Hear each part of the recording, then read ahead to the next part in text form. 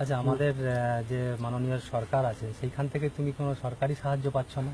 না, আমরা তো বিডিওর কাছে একবার গিয়েছিলাম।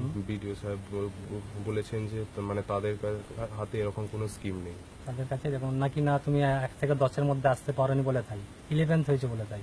হয়তো হতে পারে। হয়তো হতে পারে। আচ্ছা, ঠিক আছে।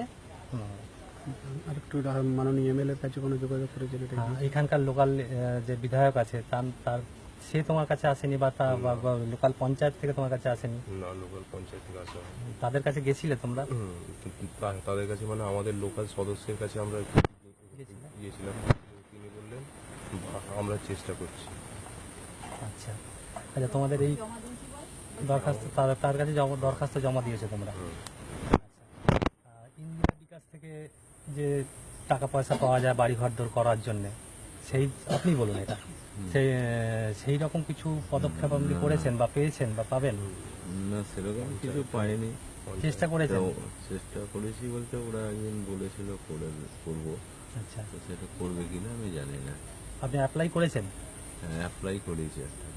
অ্যাপ্লাই করেছেন, ঠিক আছে। ঠিক আছে।